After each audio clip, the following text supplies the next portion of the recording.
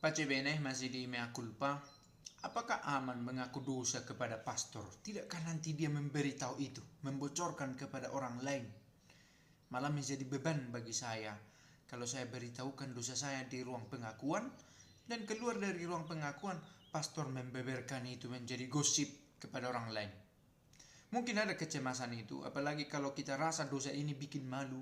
Kalau orang lain tahu sikap affair yang kita lakukan, kalau kita adukan nanti ke pastor, apa kata orang kalau pastor ini cerita?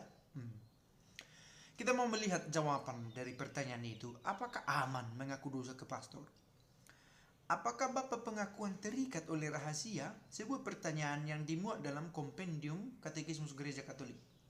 Setiap Bapak pengakuan tanpa kecuali dan di bawah ancaman hukuman yang amat berat, terikat untuk memegang teguh meterai pengakuan yang berarti kerahasiaan mutlak tentang dosa-dosa yang diungkapkan kepadanya dalam pengakuan, karena keagungan pelayanan ini dan hormat yang harus diberikan kepada pribadi manusia.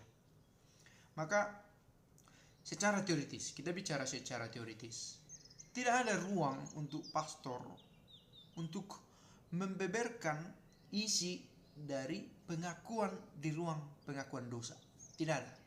Karena di bawah ancaman hukuman yang amat berat, bisa dicabut izinnya, bukan hanya untuk memberi pengakuan dosa, tetapi juga izin untuk bekerja, untuk melayani sebagai imam, atau bahkan bisa diekskomunikasi untuk situasi-situasi tertentu. Dipelajari kasusnya. Nah, mengapa harus dijaga kerahasiaan itu? Karena keagungan pelayanan ini. Dan konon pernah ada masa ketika seorang pastor yang ditahbis tidak dengan sendirinya bisa memberi pengakuan, harus mendapatkan izin khusus tentang itu.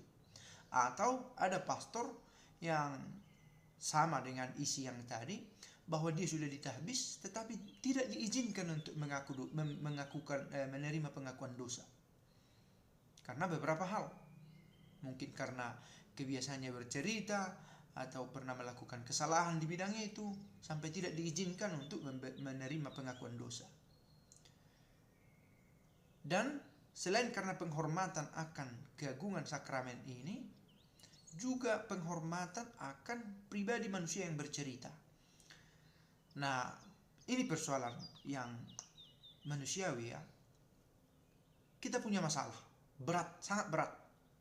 Kita mau cerita tapi tidak tahu mau bercerita kepada siapa. Ini persoalan psikologisnya. Nah, kalau kita cerita kepada orang yang semua berpotensi tidak bisa dipercaya, kita menjadi cemas. Karena kalau dia akan menceritakan itu kepada orang lain.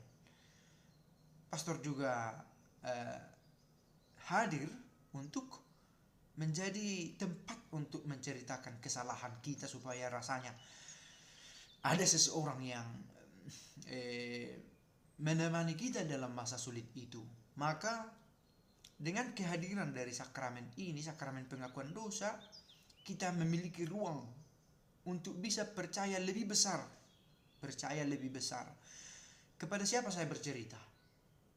Oke, itu yang pertanyaan kedua. Bagaimanapun kita tidak bisa menghilangkan aspek teologisnya, bahwa mengakui kesalahan kita di hadapan Allah yang secara sakramental hadir dalam diri pastor,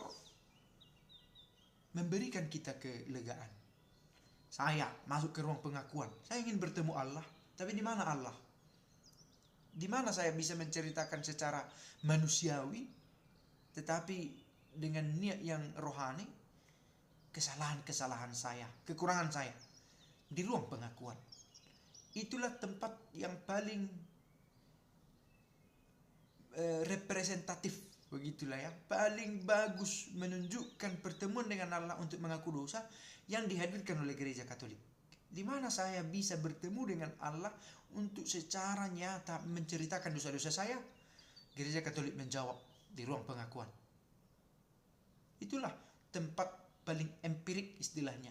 Saya bisa duduk, saya bisa berbicara, saya bisa menangis, dan saya bisa mendengar nasihat. Di ruang pengakuan bahwa kita menemui pastor untuk satu konseling, boleh jadi kita merasa cocok untuk berbicara dengan dia, tetapi bukan dalam konteks sakramental, bukan dalam konteks sakramen. Tapi dalam sakramen pengakuan dosa kita menemukan bukan hanya aspek sosialnya saja dan psikologisnya, saya lega, tetapi juga ada aspek spiritual teologisnya. Allah mengampuni dosa saya. Nah, itu yang kita coba mengerti dari ruang pengakuan, dan kita mau lebih yakin bahwa rahasia pengakuan dosa itu terjamin. Semoga berguna video ini dan pace ebene.